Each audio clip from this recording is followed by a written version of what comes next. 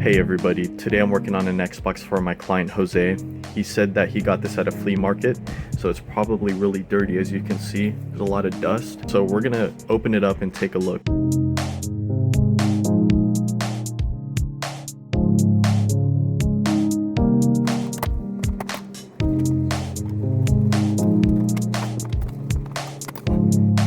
Definitely needs a clean.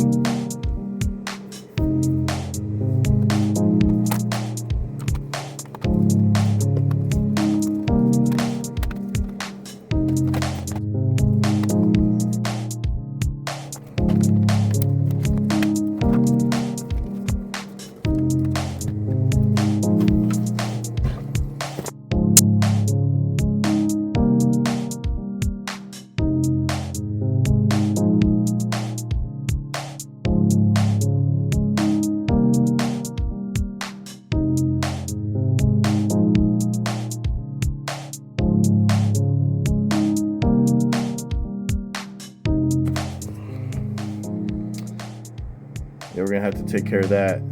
My goodness.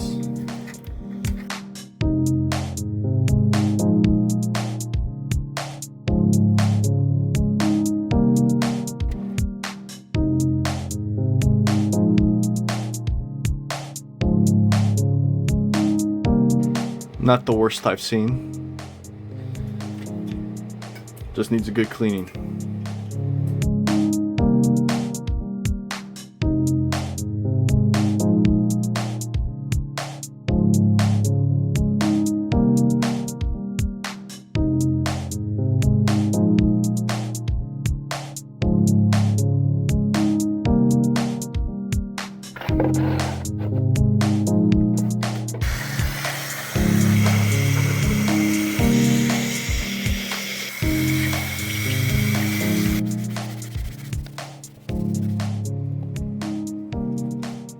For this next point on the board, it's actually really small.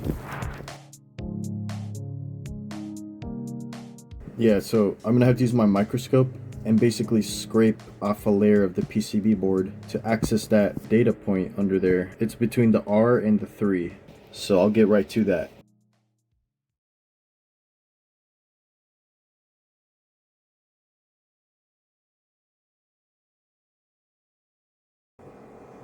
So with both my hands, I'm applying pressure on the knife so that I don't make any sudden movements.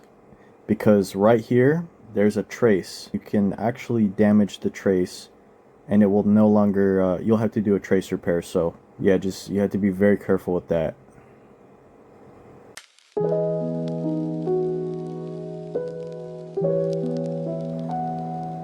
Alright, that looks pretty well exposed. Yep, it's like perfect. Now I'm actually going to prepare this point since I already have it ready.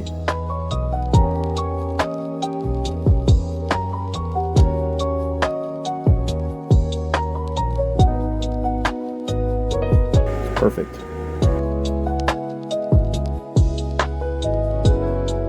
Right now we're going to make the resistor. So this one's actually going to be a 1 kilo ohm resistor, and I also have some heat shrink tubing, which I'm going to cut down to size.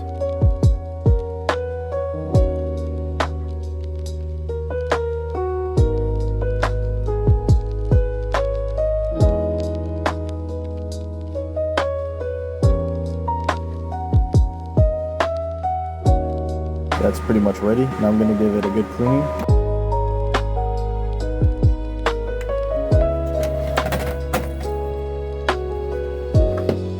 Alright, so now that we have the heat shrink tubing and our resistor with the wires connected, now it's pretty much ready to connect to PLL bypass. I like to rotate the Q-tip so I can get as much of that flux as I can. Yeah, it's good. Very happy with that. Now that's good. Like maybe right here, that looks good.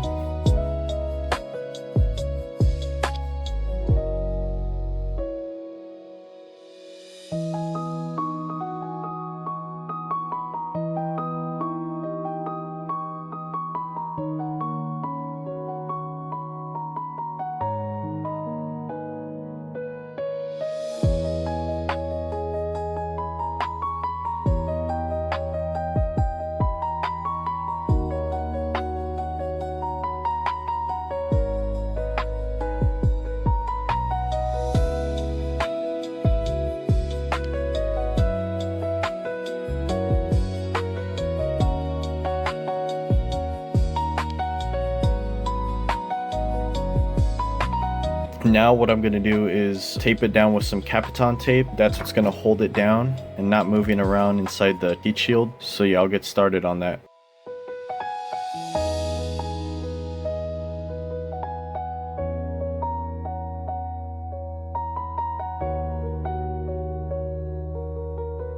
That looks pretty good. Now that I'm done with the wiring, I'm going to focus on putting back on the heatsink right there. But before I put the heatsink on, I'm gonna have to give this a good clean because it's really dirty.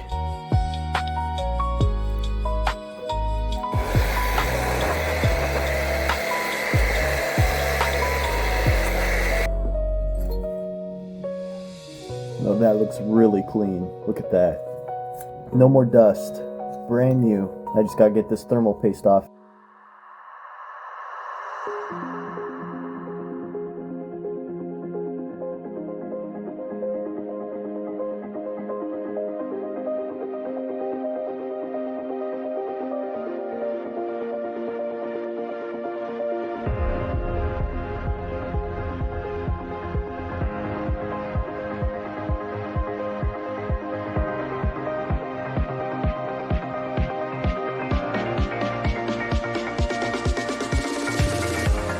And for the X-clamp, you have to make sure that the line part is facing towards the front of the console. So that would be this way.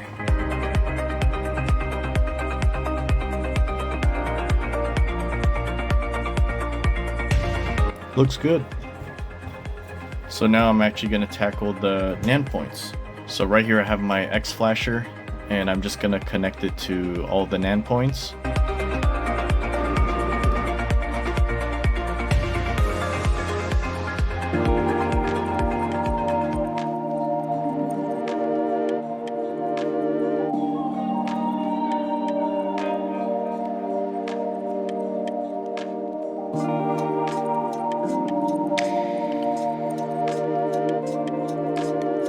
So now that I connected the X flasher to the NAND points, now I'm going to connect it to JRunner and then write Zell. Plug this in. Alright, now that the power's plugged in, the X flasher is plugged into the NAND points, I'm going to read the NAND. So now I'm just going to select RGH3, glitch 2, and then create Zell. Now that the Zell image was created, I'm going to write it to the console.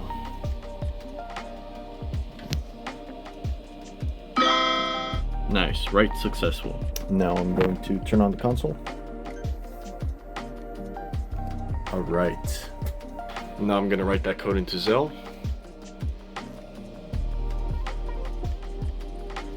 Nice. Already typed in the CPU key. So now we're good to go, and we're gonna plug this back in. Create the XE build. Just have to make sure RGH3 is selected again. Create XE build. Now we just write NAND. Now we just unplug this, and we're gonna test it to make sure that it runs. Power it on, just to make sure it turns on. Awesome. And now we're gonna do a quick test. And we know it's modded because if we press the eject button, it will boot into Zell. Nice. Now we've confirmed that it's modded, and now I can put this back together.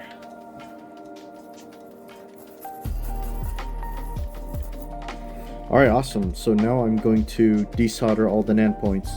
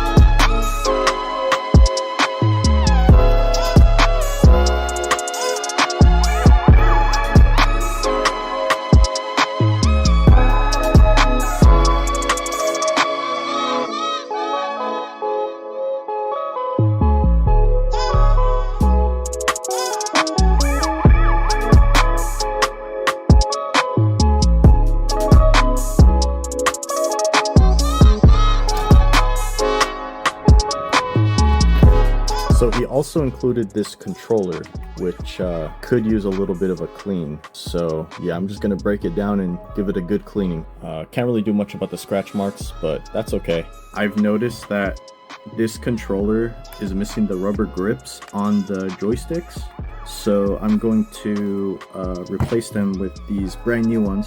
And yes, I'll put those in to replace the old ones.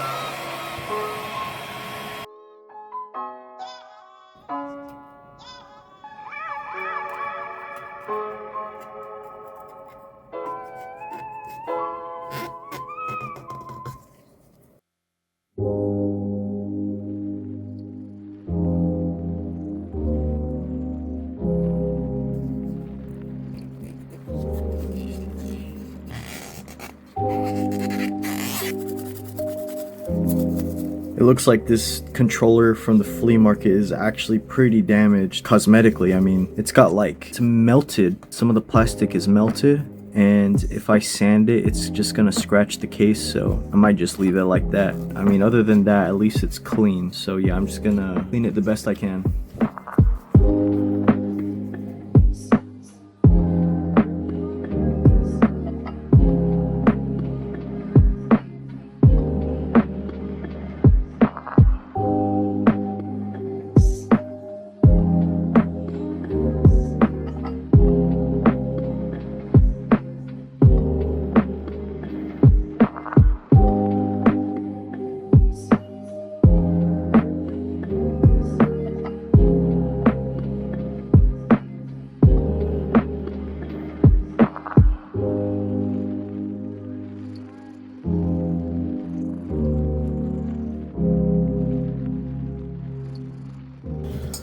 Alright, now that I'm done with the controller, I'm going to move on to the Xbox to load in the custom dashboard.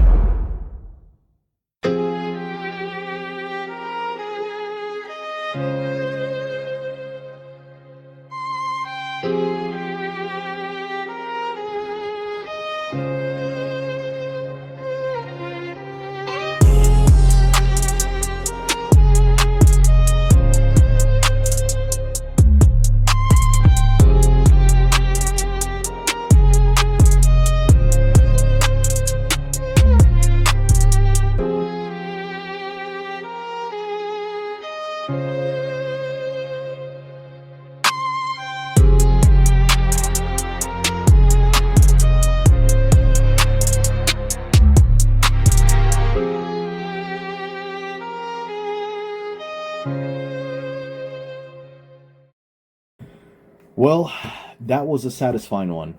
We took this flea market Xbox 360 from pretty rough shape to a fully cleaned, modded, and running like it should. I didn't find any bugs inside of the console like in my last video, which is pretty good. The controller still got battle scars, and luckily everything should work exactly how it should now. And by the way, huge shout out to my client Jose for trusting me with this build. If you enjoyed this kind of teardown and modding content, hit that subscribe button. I've got a lot more coming. I'll catch you in the next one. Peace.